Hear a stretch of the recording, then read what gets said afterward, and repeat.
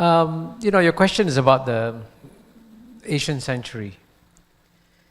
And I know there is still a lot of disbelief, especially in the West, that this is going to be the Asian century. But unfortunately, for the West, the data is undeniable.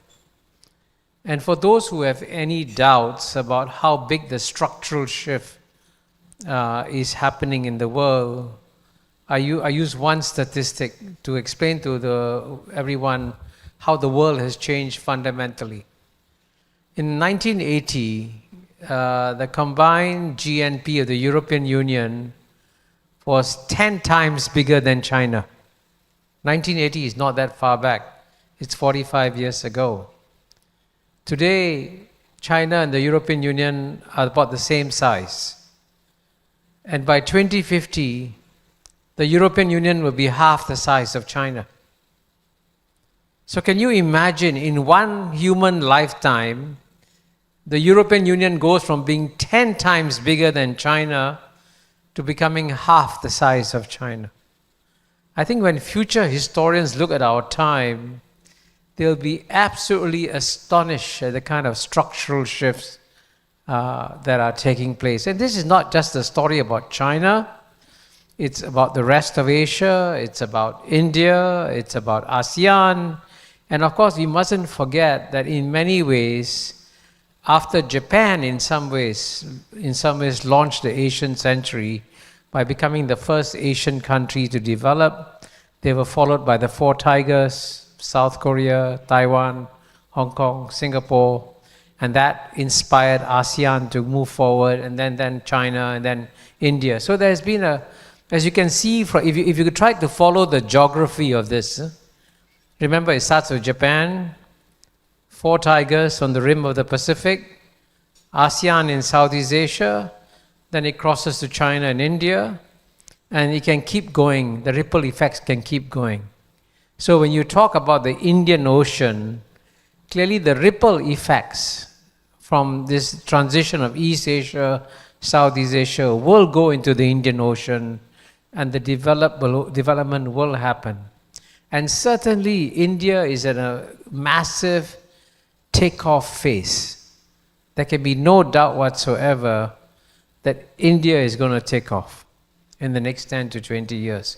And since India, as you know, sits in the middle of the Indian Ocean, if India takes off, clearly it will have ripple effects on the whole, on the rest of the region too. But one lesson I've learned in my life, now that I'm very, very old, is that nothing can be taken for granted. You can never do straight line projections because there are always surprises and shocks that come along the way. And unfortunately, quite often what happens when countries start doing well for a while, they become complacent, they become arrogant, and then they forget the discipline of success. And that happens to many countries, by the way. And so that's going to be the challenge for the Indian Ocean countries. How do you, on the one hand, take advantage of the momentum, but at the same time never assume that you've arrived or that you've made it, because it's a constant struggle to keep on rising to the top. And here I mentioned about rising to the top, because rising to the top is very, very hard work. There's no substitute for hard work in success. At the same time, for the countries that have reached the top, for example, the European Union I mentioned, Europe as a continent is in many ways seriously lost. It has lost its way. It really has no sense of direction. It doesn't have strong leaders. And most young people in Europe today are very pessimistic about their future. None of them believe that they will have a better life than their parents. And that's because of sheer complacency on the part of Europeans who thought at the end of the Cold War, we have arrived, we won the Cold War, we can do what we want to do, we don't have to adapt and to change. And that's why you notice that Europe today looks in some ways quite depressed. And I mentioned that also because as you know, At the western end of the Indian Ocean, you get close to Europe. And so if Europe was a powerful growth engine, it would help the Indian Ocean. But if Europe starts to slow down, then it also has problems. So the Indian Ocean, therefore, is in somewhere in the middle between a very rapidly rising East Asia and a slowing down Europe. And the question is, which of these two momentums will have a greater impact on the Indian Ocean? I mean, you have to compare the BRICS with the G7, right? The G7 is the established club of Western democracies, and BRICS is the new club of, I guess, emerging economies, you know. And if you Google my writings, you'll find several times I've written about G7 versus BRICS. And clearly, if you look at it objectively, the G7 is a sunset organization, right? The G7 share of global GNP, which is large, is going down, and the BRICS share of global GNP, which is not as large as the G7, is increasing. And clearly, BRICS will become bigger than G7. By the way, in PPP terms, BRICS is bigger than G7. In nominal terms, G7 is bigger than BRICS. And the trouble about the G7 is that you think it's very important because the Western media reports G7 meetings breathlessly, you know, as though they're very important. But actually, nowadays, meetings of the G7 are more like a meeting of Snow White and the Seven Dwarfs. There's only one country that decides. This is true. I mean, I'm not exaggerating. At G7 meetings, one country decides, United States, and the other 6 follow. They used to be independent. I mean, in the 80s and 90s, the European countries were much stronger and much more independent. Now they've become completely subservient. In fact, if you don't take my word for it, there's an article written in the New Yorker magazine by a good American writer whom I met. Her name is Susan Glasser. And she says that what the European countries are now following is a policy of strategic self-abasement. Strategic self-abasement means kowtowing. The Europeans are just kowtowing. That's their policy. And in the long run, people will lose respect for countries that practice kowtowing. In the BRICS, by contrast, there's no one country that dominates BRICS, even though China is much bigger than the other members of the BRICS, but it is not dominated by China. The other members have a strong enough say. But of course, in life, there are always complications. And one of the complications in BRICS is that 2 of the largest members have had troubled relations. This is a fact. China and India. As you know, after the clash in Galwan in June 2020, the relations between China and India became very bad. But the good news is that in the last 6 months, something is changing in the China-India relationship. And you notice that many Indian leaders have gone to China, and the foreign minister was recently in China. So things seem to be improving between China and India. And if you can stabilize the China-India relationship, then BRICS can become much stronger. This is what is surprising the world so far is that in theory, Trump, by raising tariffs on products from all over the world, should have created a major shock to the global system, and the global economic growth should have gone down sharply, global trade should have gone down sharply, but so far it hasn't happened. And so far the opposite has happened. Everybody's surprised. In fact, the US stock market is at an all-time high. It's crazy. And something is not right here. In theory, what he has done should slow down global economic growth. In theory. In practice, it hasn't. So, right now, the world is still trying to figure out what will be the impact of the tariffs. And frankly, we don't know. And we don't know at the end of the day also, at what level will all these tariffs stabilize at? And then how will the markets price in these tariffs? Because what is possible is that as a result of Trump's tariffs, countries around the world will reduce their dependence on the US market and look for alternative markets. And don't forget that the big growth markets of the future are not in Europe and not in the US.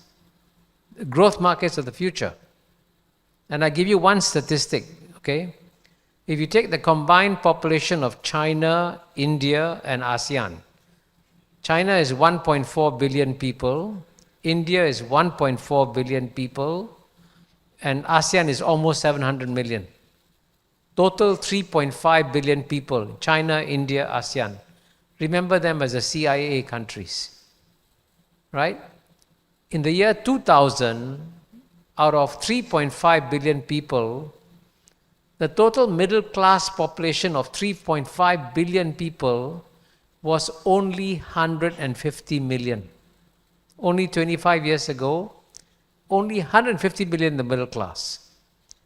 By 2020, that number had exploded 10 times to 1.5 billion. And by 2030, the middle class population of China, India, and ASEAN could reach almost 3 billion people. These 3 billion people represent the new middle class of the world. That's where the growth in demand for products is going to come from. Not from Europe and not from the United States.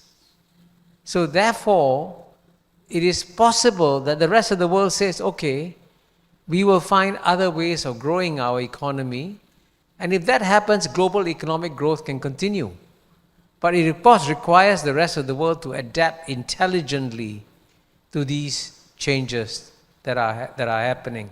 So, but right now I can tell you, President Trump has only been in office 6 months. It's far too early to tell what will be the effects of the other moves that he has made. And certainly, you also understand in terms of geopolitics, something has changed in the world. Because what is shocking is that, again, there are 193 countries in the world, 192 minus the United States. How many countries have stood up to the United States? 1, China. Only 1 country is retaliated against the United States and successfully retaliated. So it shows you now clearly which are the 2 most powerful countries in the world. So the Europeans cowed out and China fought back. Thank you. Are there other questions? Professor, you mentioned that India and China are now meeting together a bit more regularly. In our part of the world, we have the saying, when the elephants fight, the grass gets trampled. And we've seen that in some cases. I was in Nepal earlier this year, and I saw some cases of that over there, as well as we've had it also in Sri Lanka in some cases. Do you think this provides an opportunity for countries like Sri Lanka and Nepal, like Singapore had? Or do you think that we could miss the boat by now not being a part of those discussions? Well, I think, I'm not an expert on the relations among the members of SAARC, South Asian Association of Regional Cooperation. I do know that our leaders have not met for many years. But by the way, ASEAN leaders meet every year. Even when they have fights with each other, they still keep on meeting, okay? That's the difference. And that's why I think, frankly, SAARC should study ASEAN and see what lessons SAARC can learn from ASEAN. But in the case of Sri Lanka or Nepal and all that, at the end of the day, one of the iron laws of geopolitics is that whatever great powers do will have effects on you. So clearly the US-China geopolitical contest, which is going to accelerate over the next 10 years, will have implications for everybody. But you hope that there won't be other big geopolitical contests. But if you can stabilize the China-India relationship, I would say it's good for South Asia. It's certainly good for Southeast Asia, because Southeast Asia wants to have good ties with China and wants to have good ties with India. And we don't want to take sides. Same, we want to have be good friends of the United States. We want to be good friends of China. We don't want to take sides. And so that is the policy of the ASEAN countries. But in the case of each individual SAARC country, you will have to work out all your what your options are, what you can do, you know. Thank you, Mrs. Dean. Yeah. Thank you, Professor, for your views, which we appreciate always. My question is that last night we saw that EU and US, they have agreed to some effect of settling the tariff. But this morning we learned that some countries in the European Union, this morning we heard, some countries in the European Union, they were not happy of what outcome of last night achievements. Do you think that this would disintegrate the European Union? Thank you. Well, I mean, you're right. I mean, I have seen the same reports that you have seen. In fact, there's a very good article in the Financial Times today saying something which I agree with, that the European Union made a major strategic mistake by not retaliating immediately like China did. You know, when Trump imposed tariffs, China immediately retaliated. The US hit back, China increased its tariffs, and then China established a line saying, if you push me, I will push back. The European Union didn't dare to retaliate. And they made a strategic mistake. Because once you show that you can be, people can walk all over you, people will walk all over you. And that's what happened to sadly, to the European Union. I've read the same report, but it's very difficult for the European Union because trade is being delegated to the Commission. The individual European Union countries cannot negotiate on trade. That's been delegated to the Commission. The Commission has the powers to make the deal. So if the Commission has made the deal, then I think the European Union will have to live with it. But of course, the larger question is, what impact will this have geopolitically on Europe? And sadly, I mean, I want Europe to do well, by the way. I'm not anti-European. It's good for the world to have a strong European Union rather than a weak European Union. But to have a strong European Union, you must need leaders of caliber. And unfortunately, the reason why the European Union has lost its way is that the quality of mind of European leaders today is not what it used to be. And I don't claim credit for this insight. I had a one-on-one conversation with Henry Kissinger about 1 year before he died. And he was lamenting to me privately how the Europeans are not thinking long-term and not thinking strategically. So for example, on the Ukraine war was eminently avoidable. It was a war that could have been avoided if the Europeans had shown some geopolitical common sense and found ways of understanding that Russia has got security concerns too. You've got to take care of Russia's security concerns. You just can't say Russia's concerns don't matter. It was geopolitical incompetence that led to this Ukraine war. And what's really, even what made matters worse is that the European Union tried to punish the rest of the world for not joining them in the Ukraine war when the Ukraine war is a result of their incompetence, right? So the problems that the European Union faces are not just with the United States. The European Union has got to find a way of adjusting and adapting to a very different world. But to adjust and adapt to a different world, you need leaders with, who think long range, who think strategically, and who think carefully. And the European Union doesn't have those kinds of leaders, and that's why it's losing its way now. And so, if you If you want to go to a place that's genuinely depressed about the future, go to the European Union. Well, Professor, I think President Wickremesinghe has to head off. But before you... You have to excuse me, but I agree with you. Only one thing more. In Asia, no one gets to be leader until he's 60. That's the strength. Thank you, sir. If I can ask the former foreign minister if he will join us on the stage, that would be...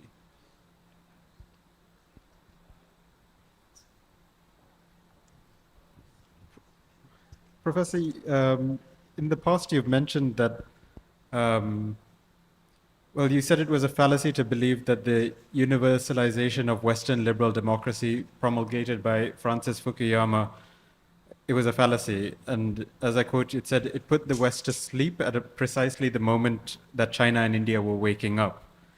We have come out of a year of elections where this proved somewhat accurate. And just recently we saw how Singapore held a successful democratic election earlier this year.